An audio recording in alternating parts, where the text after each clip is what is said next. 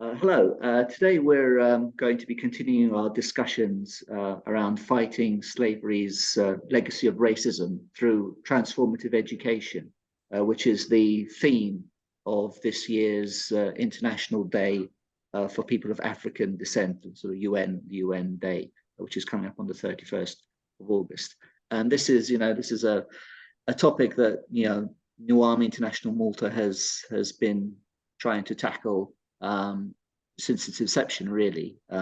We've had a number of projects, including tackling single stories and how the stories that we hear about people sort of condition our attitudes, and those stories that we hear aren't really necessarily the full picture.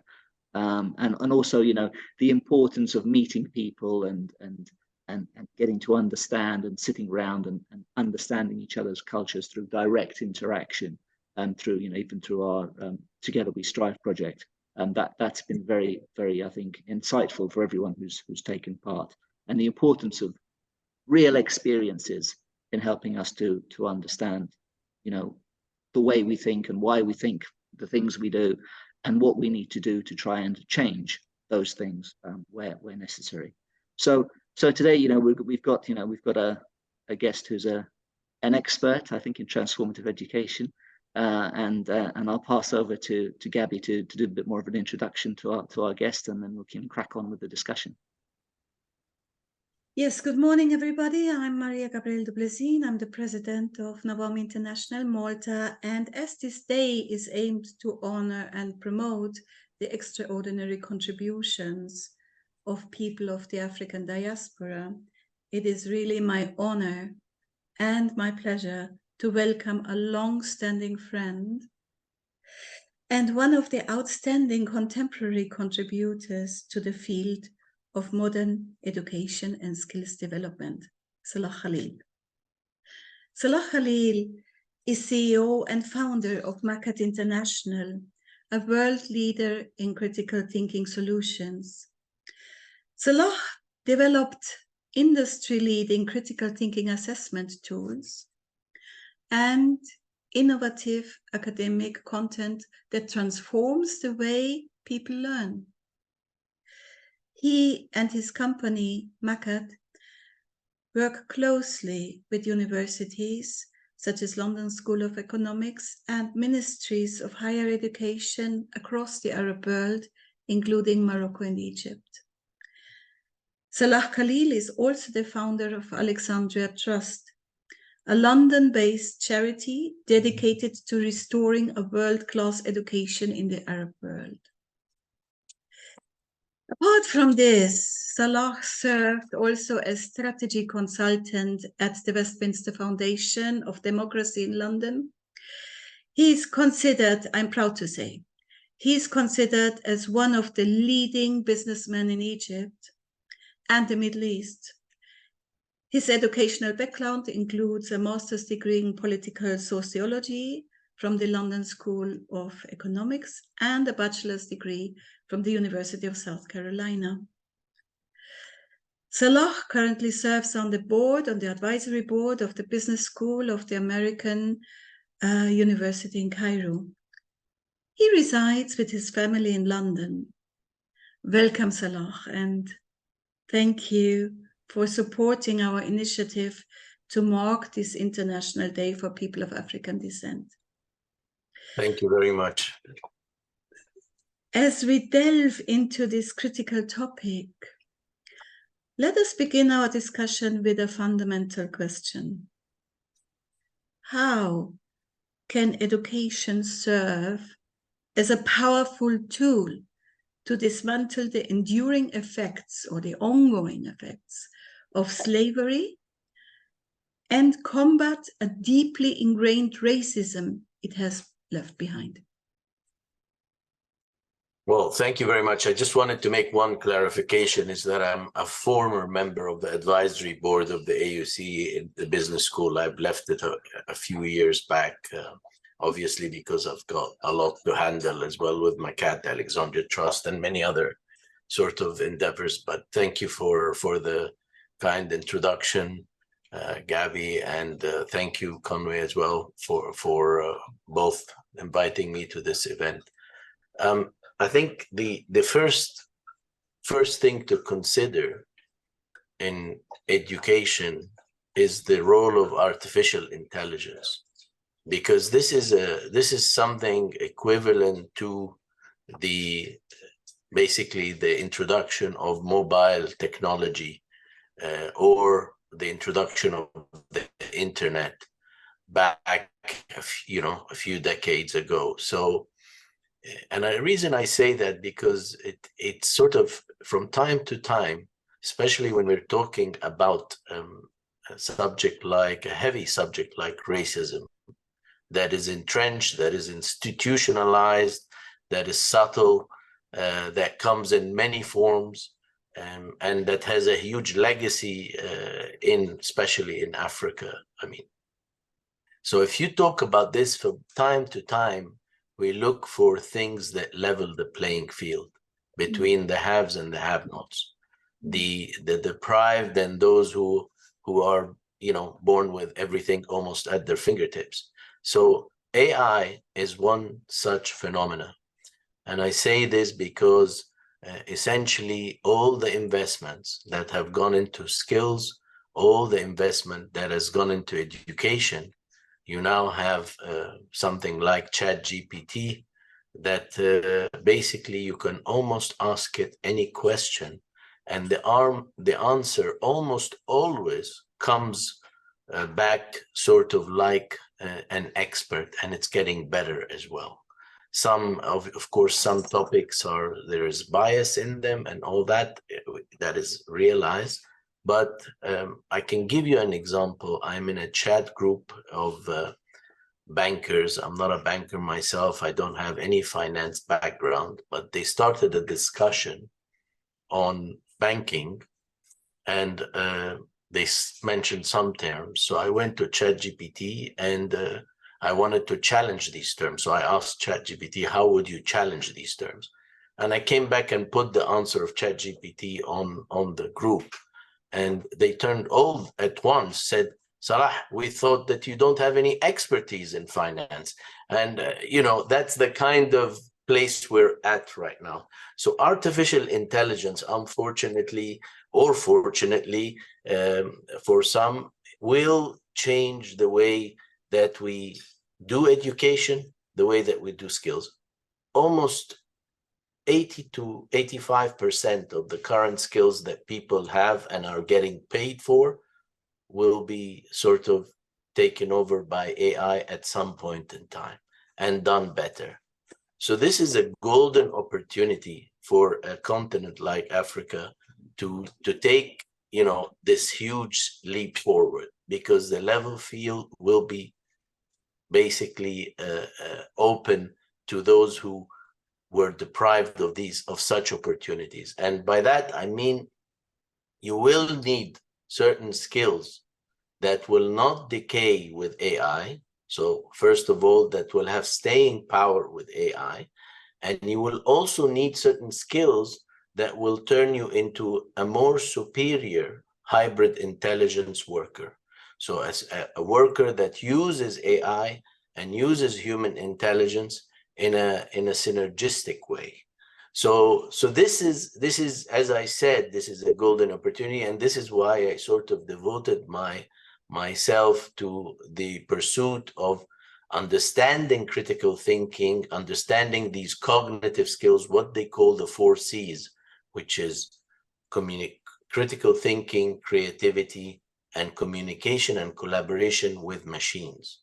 This is going to be the future. If you can master these 4 skills, if you can measure these 4 skills, the chances are you will have really surpassed and made an impact on transformative education, because these are not just learning skills, they're also doing skills. They are skills that affect everything.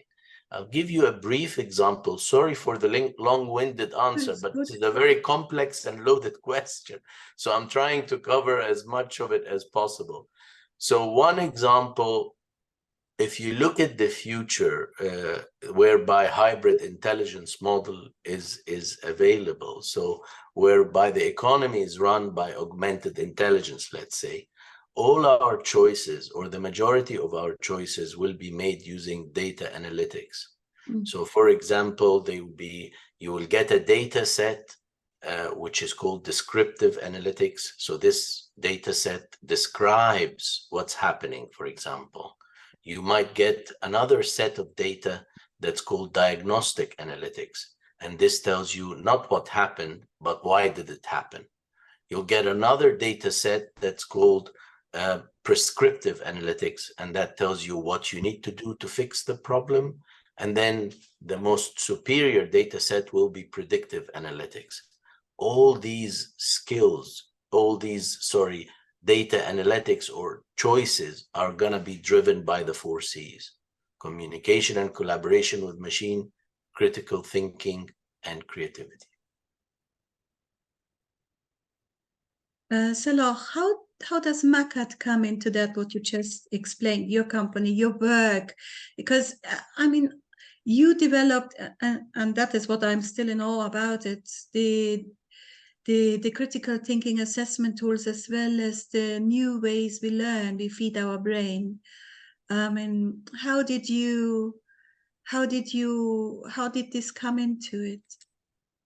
So there is if you look at the 4 C's, you'll find that the foundational skill for creativity, communication, and collaboration is critical thinking. So this is the skill that we start with in 2009. And the first job that we had at hand is look at the literature review. So understand what did the academic community has to say about, what does the academic community want to say about critical thinking. And if you look at the literature, the bulk of the literature can be found in 3 disciplines: philosophy, psychology, and education. And although each of these disciplines have a different conception of critical thinking, for example, philosophy about perfections of thought, psychology is about the actions and behaviors critical thinkers do, and education is about information processing, and it's kind of like a pyramid. We're at the bottom of the pyramid regurgitating, so learning without understanding, and at the top of the pyramid is analytical comprehension. If you look at all these disciplines, you'll find that they have different conceptions, but they agree on 2 main parameters. The first parameter is that critical thinking is a set of skills and dispositions or behaviors. And the second parameter is that critical thinking can be assessed and can be taught. Where they disagree is it can be taught either as a standalone subject, what is known as domain general, or as a subject specific, which is domain specific. So for example, critical thinking for engineering is slightly different than critical thinking for medicine, and so on. What we did then is we decided to focus on the skills rather than the behaviors in MACAT. And we decided to work with the University of Cambridge to get a proper construct definition of critical thinking that is skills-based. So they asked 50 professors from each of these 3 disciplines to give them the skills that make up critical thinking. And they came up with a construct definition which says that critical thinking is the component skills of problem solving, analysis, creative thinking, interpretation, evaluation, and reasoning. And this is all taken together. This forms like an acronym called PACER. And so for us, for MACAT, critical thinking is PACER. And why did we focus on skills and not dispositions or behaviors? Number one is that focusing on behaviors is a very, very complex job. And there are many people have done a lot of work in this. And it would have taken millions and millions of dollars of investment to do something like this. Number two, and that's what really drove us, is that there's going to be, according to everyone in thought leadership about education and skills, there's going to be a global skills and crisis in 2030 that's going to affect 1 billion people. And this is the crisis that is driven by the skills that are going to decay with AI. So essentially, you're going to need a lot of skilling, upskilling, and reskilling for those billion people. And if you don't do it, it's going to cost you $30 trillion. It's a huge thing. Now, there isn't a behavior crisis. No one spoke about the global behavior crisis, although we can see it in every country, right? But the main crisis that's going to affect the economy is a skills gap and crisis. We predicted this in 2009. So that was the second reason we chose to focus on skills. And the third and final reason focusing on skills is again related to AI. And when you talk to ChatGPT has no behaviors. It has information. So simply the communication is sort of void of behaviors. There may be biases, but they're not behaviors. So the focus on behavior becomes less and less significant than it is if you're communicating with human beings or collaborating with human beings. So this is really what we did. And based on all this, we decided to then, once we have the definition, is build the PACER framework. Take each of the 6 skills and build 4 sub-skills under them to form what we call the PACER framework. And with the PACER framework, we have the PACER process, which is test, teach, and test again to track your progress. And then with the PACER framework and the PACER process, we have the PACER products, which is an assessment, a library, and a series of master classes.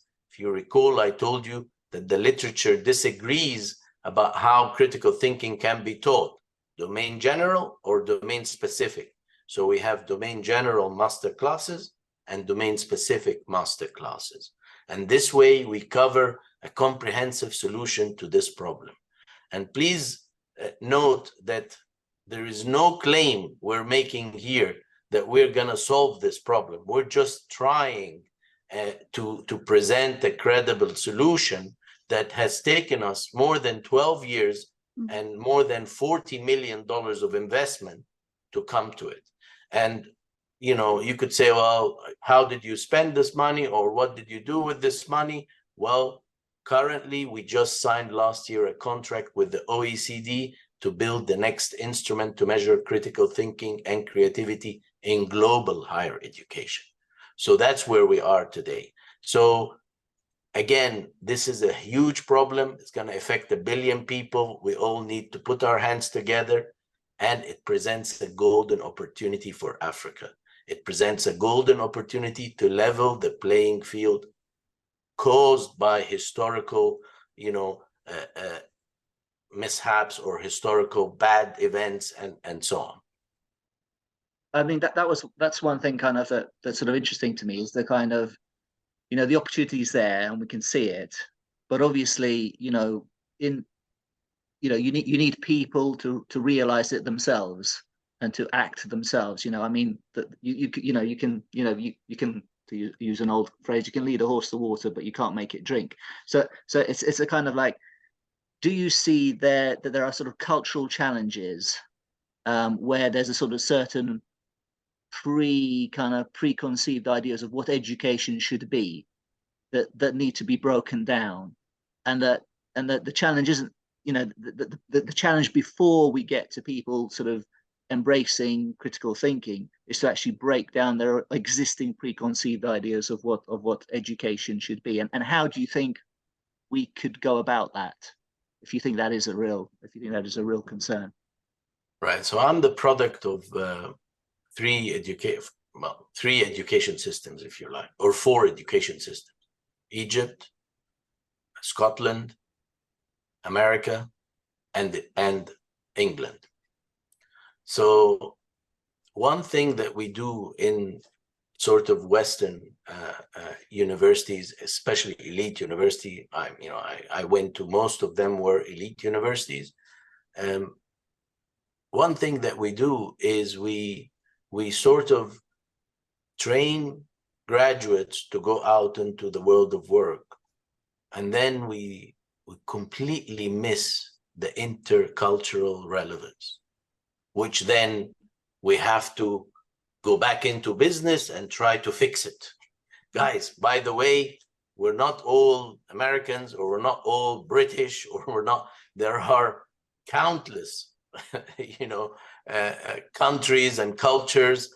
And within one country, for example, like one country in Egypt, there's predominantly maybe 10 different cultures within that. So there's microcultures and macrocultures, right? So it's a very, very complex sort of, what I'm trying to tell you is it's a very complex thing, this culture thing. But then here is the thing, is that education has to be completely aligned with cultural and context as well. So it cannot be, import a course from Harvard and have it have the same effect in Harvard as it has, for example, in Sudan. That's just not going to happen, because there are things that one sort of learns in, as growing up and is exposed to, and these things stay. The best way to do this is to dwarf, not unlearn. It's very difficult to unlearn.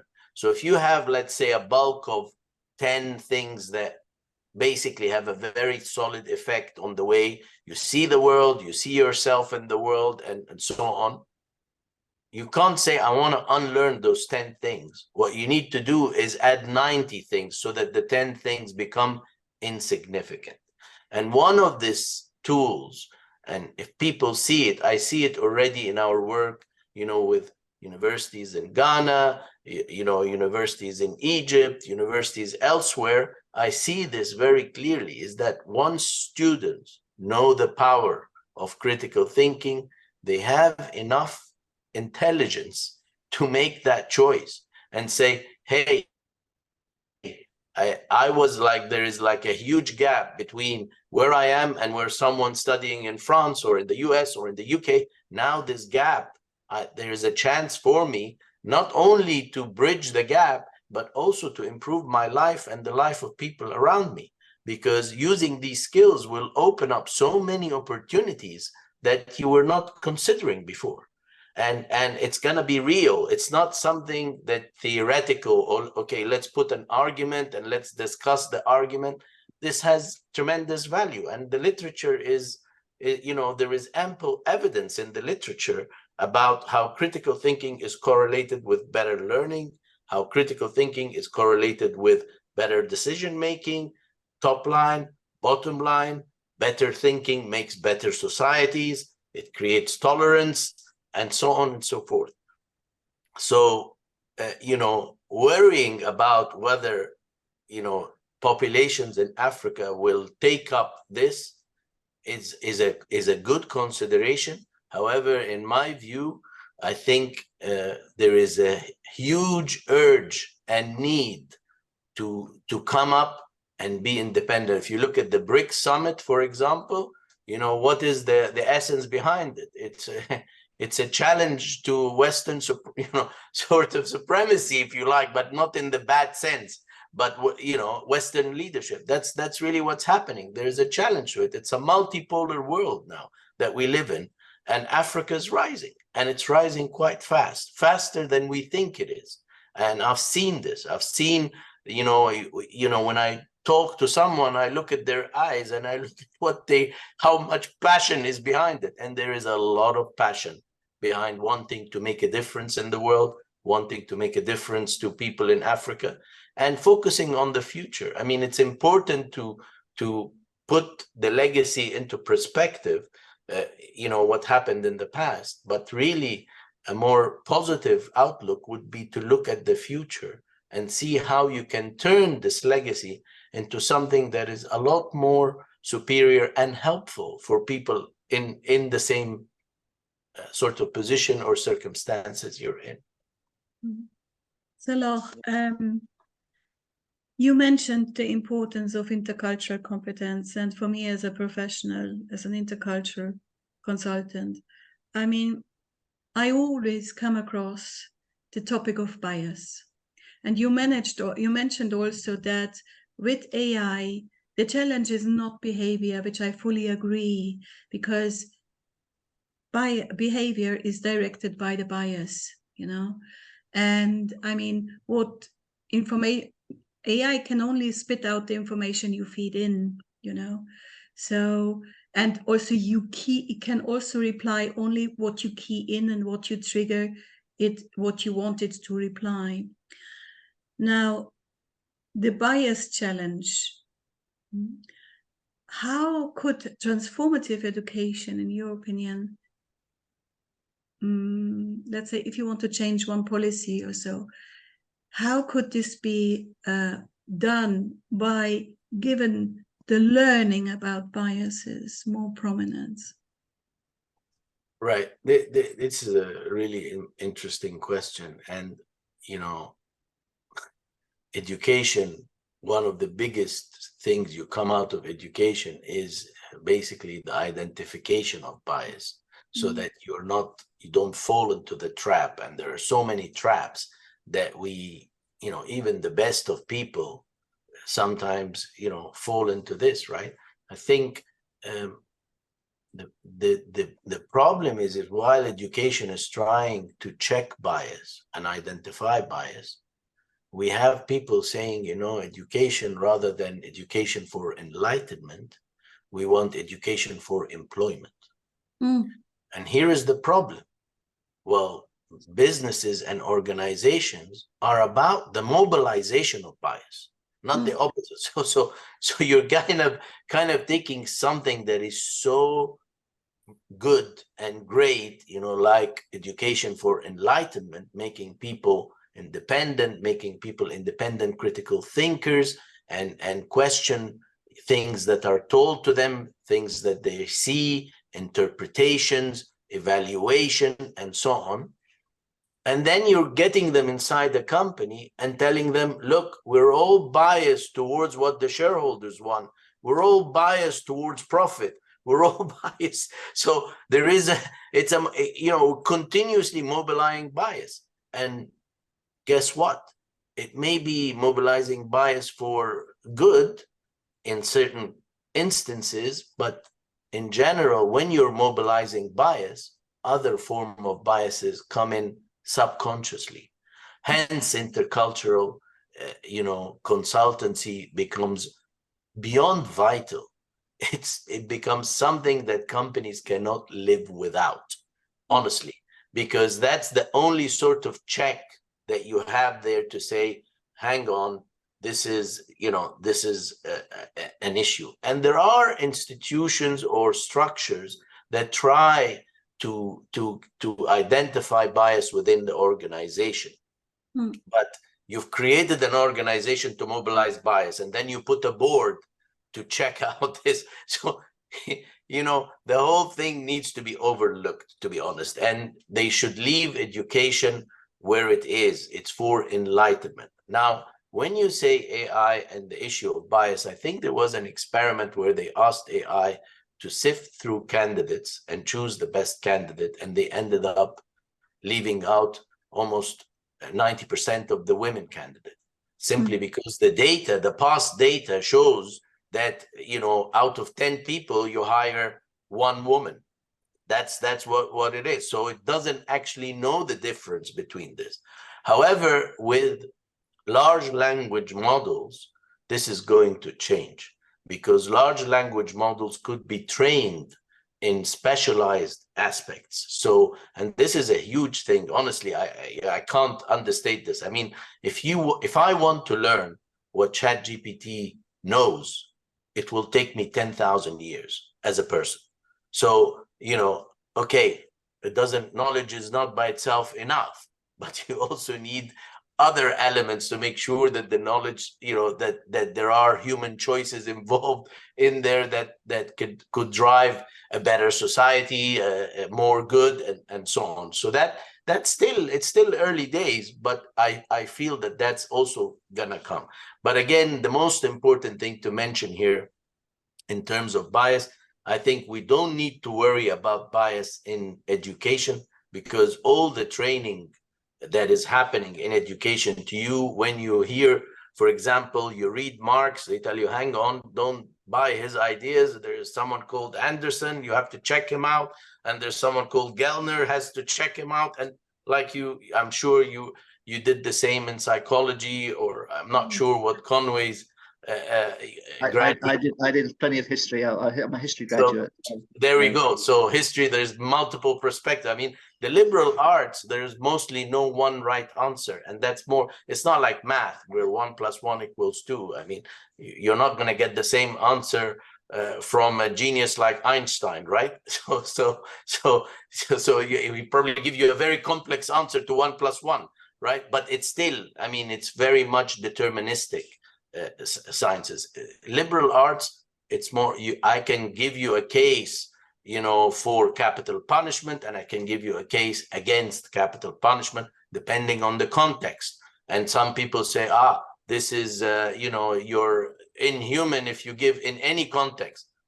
True. So someone can argue the opposite. So it's quite you know, it's a more complex form of sort of checking out bias and eliminating bias and identifying it. And honestly, one thing to note here, outside education, there is no sort of reward for exposing bias. There isn't.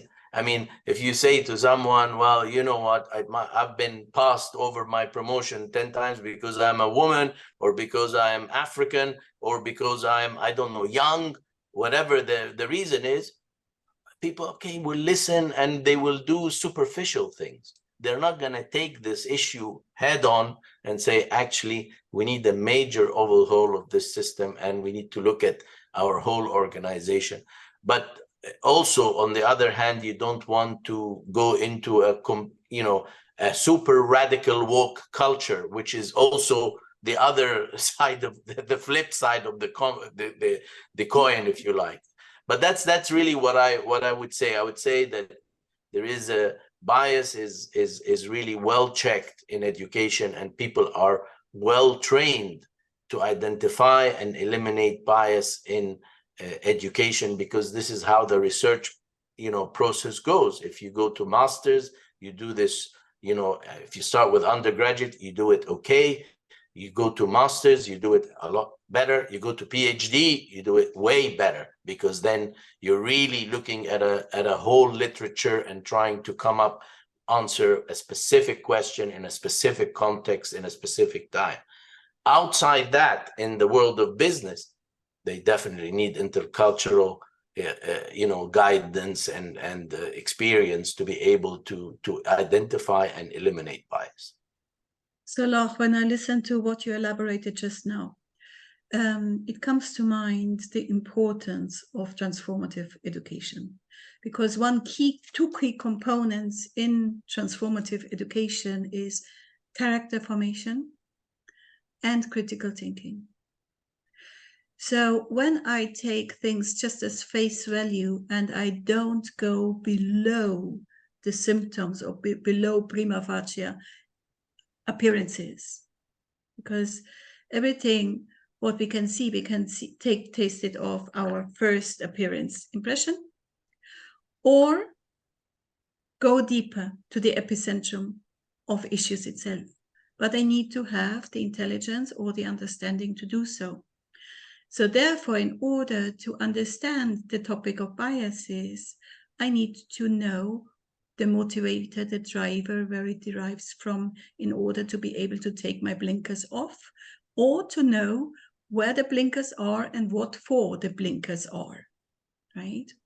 So in that sense, I can challenge a little bit what you said, but also on the bottom line, on the surface, I agree with you, and yet I disagree with your outline, because I mean, I was lecturing about learning and reading skills, academic learning and reading.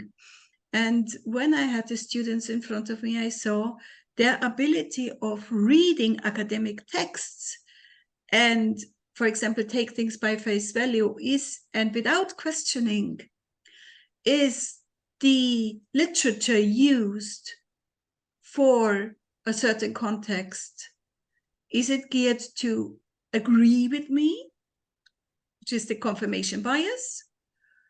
Do I really check what literature I use? Is it consistent with my certain research? So things go more deeper than that. And I think, well, as a professional, as a consultant in intercultural competencies and so on, I firmly believe that transformative education and critical thinking and asking questions beyond it and really understand the dynamics of bias is relevant. Yeah, I have no sort of disagreement with that. It's all I'm saying is that if there are many forms of biases, and you're not exposed to all of them, obviously, within education, but you're trained to identify them. You're trained to see, if there is a bias or not. You can almost always, and I agree with you. It's still some students will have biases entrenched from family background, from cultural background, from national background, so it really depends on what you experienced in the past and how much of an impact had the 4 years of education, higher education had on you. If they're more, then how many years. All I'm saying is, with time, your chances or the prospect for you to identify bias, it becomes higher and higher as you move deeper from undergraduate to masters to PhDs to multiple PhDs. But of course, there are issues related to that, and the issue is cost and time. I mean, how many years do you need to do one PhD? It takes a long time to do that. If you were to get educated in the best schools, from kindergarten to PhD, it costs north of $1 million. Yeah. So imagine if you want to create a person that actually, have a real a very good PhD from one of the top universities in the world, he or she has gone to schools throughout their lives, the best schools in the world. This is ridiculous. You can't. So you need a new form. And here, really, if you look at I think you're getting to something about how deep we can go into things. And one of the tools that we use in academia or in academic settings is the book, right? The book is really important, or articles, written, or essays. These are the form of communications that we have. Well, this is, I think, is something of the past, honestly. We need to start thinking of ways and means to unlock content and connect it, because books are connected by nature, but in order for me to read a book of something like, Capital of Marx or something else, I need a sort of a special training, because that book is connected to schools of thought, it's connected to other disciplines, it's connected to other contexts. So there's if I don't know these connections, we can't. In MACAT, we've done our library in this format. We've done a new format of a book, which is called analysis of the book. And the analysis of the book is a future way, a more progressive way to link the content together and to not summarize the content, but to analyze the content. And this increases critical thinking and comprehension, which is the goal of you putting someone in front of a good content, or putting a student with amazing students, or putting a student in front of a super teacher. At the end of the day, you want them to be able to comprehend and analyze what they're looking at. Exactly. I mean, I think for me the interesting thing is this thing about finding a new way forward.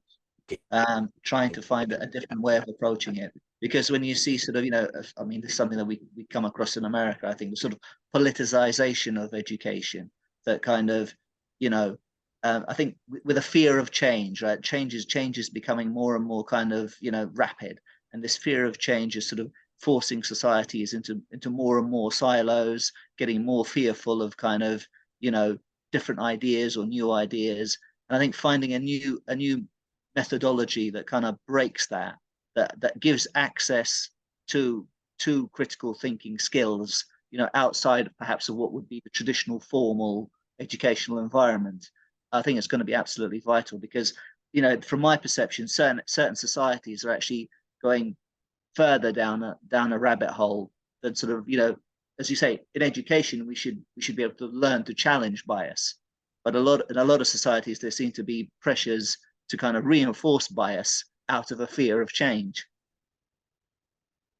No, I completely agree with that. I think the US is a very special case because it's, if you look at if you look at a macro level, not a micro level, but a macro level, and you look at democracy or democratic development in the US, well, the theory says that, or academic theory about democratic transformation says that you actually want economic development as an issue, because economic development brings people together, gets industry can organize, and once they organize, then you have pros and cons, and you have people opposition, and you're growing civil society. Basically, you also have the ability with economic development to create a strong middle class, and you also with economic development create a sort of a sense of culture of tolerance. Yeah, that's one area that the theory says democracy is correlated with economic developments. Another area, democracy is correlated with political culture, which is predominantly affected by religion. Some religions are hospitable to democracy, other religions are hostile to democracy. Yeah, so that's another element. Third element says it's the system, it's the political system. Presidential systems are less amenable to democracy. Parliamentary systems are more amenable to democracy. So if you look at the US, you will find that it's a presidential system, number one. Political culture was going for them in the beginning. There's a great book called The Churching of America. I mean, the idea there is that it was congregational. So there were so many different parts of Protestant Christianity that there isn't one monolith of a part. So because they're all small, it had to create a culture of live and let live, because no one could curb the other one. And that in itself created this. But now it's sort of changing. Now it's all there's an amalgamation towards something else. So which is the danger, right? And then the third and most important thing is economic development. You look at what's happening in the US and you look at what's happening in China, or you look at what's happening elsewhere. There is a huge, so there is a very, very big issue for, the US. And I'm not quite sure that Trump will be the solution, So they have a huge issue to deal with. And honestly, it's really more critical thinking. You could see if the president of a country that supposedly runs the planet says that you can have a drink detergent to get rid of COVID. I mean, where are we? We're in a different area, right? So that's really what it is. You need to be able to deal, especially in such a climate. You will see the production and reproduction of misinformation, disinformation, and malinformation. You will see that increasingly getting worse and worse. It's not going to get better. And your only antidote for this is critical thinking, stepping back and seeing who's the source, where are they involved, what information I can get about them, how can I determine that what they're saying is factual, right. It's based on evidence. It's based on academic, proper academic research, so that I know where I stand. And this is really, that's what I'm saying. That critical thinking is a tool to unlock gems of education, really, that we have, but they're only given to a privileged few, because as we all know, education is a right, but essentially it is a privilege. That's really what, in reality, we're privileged. If you can get a high school education, you're privileged. If you can get an undergraduate education, you're more privileged. If you get a PhD or a master's, you're more privileged. If you get it from something like Harvard or Yale or Princeton, you're super privileged. Absolutely. And actually what you're just saying logs into or ties into the work of NWAMI International Malta, of my organization. It means to say, I mean, how do we bring this, all that from the privilege to those who are living at the margin of society? Because it's the grassroots who is the neck that turns the head, more or less. And if we don't do that, we create a sort of a real disparity between a few elite who know all the critical thinking and have all the skills in the world, but yet there is no community cohesion, there is conflict, there is poverty increase, and so forth and so on. So to wrap up our fantastic and very informative discussion, I mean, do you have a last word with regards to that? Well, it's a very complex subject, but let me just put it this way. I think it's very important to start with justice, and I'll tell you why. Because MACAT, the name MACAT comes from ancient Egypt. It's the feather of truth and justice. So it is, when they weigh the heart against the feather, that's the feather of truth and justice. I'm not talking about what they do after they weigh the heart. That's a different story for another day. But at least the concept of justice is important. And for me, I really, I'm quite sort of taken by Raoul's concept of justice, is that differences in wealth and power are only justified if they serve the greater good or the greater public, right? So that's the foundation I start on. The second issue I have is with self-interest. And again, here, de Tocqueville spoke about self-interest properly understood. Not self-interest, but self-interest properly understood. And in this conception is that the interest of the 1% that control 90% of the wealth of a nation is intrinsically tied to the interest of the 99% that control 10% of the nation's wealth. What does this mean? When we had the financial crisis in 2008, who saved the day? Regular taxpayers. No one else. In Egypt, when we had the revolution and people were attacking, and you had places like Katamea Heights, which is like super houses, and next to it you had the slums. Who protected the Katamea house? It's the slums that protected Katamea Heights. So there is a sense of, this has to be understood. The problem is you get someone who's graduated from Harvard and they don't understand that self-interest is properly understood. And what does that mean? It means that it's not only good for the soul to give back to society, it's actually good for business. So this is a very sophisticated conception of self-interest properly understood.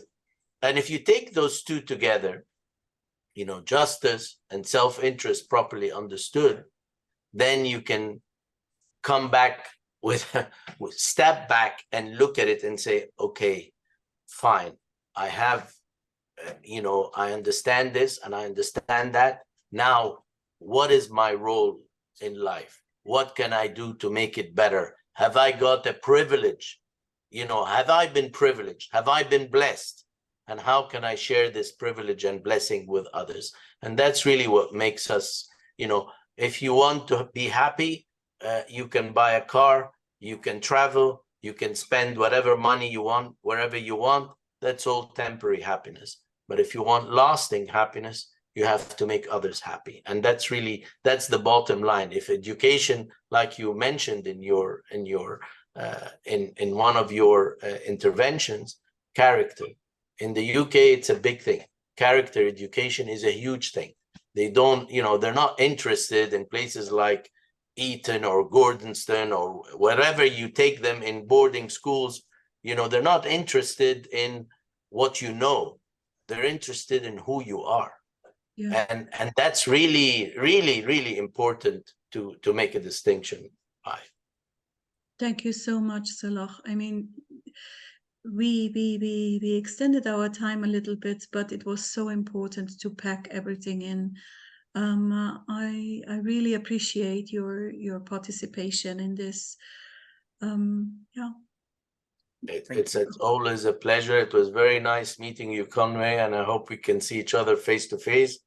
And I've known Gabby for a long, long time, so I wish you all the best of luck. And if there is anything I can do, please let me know. Thank you so much. Thank you. Really appreciate it.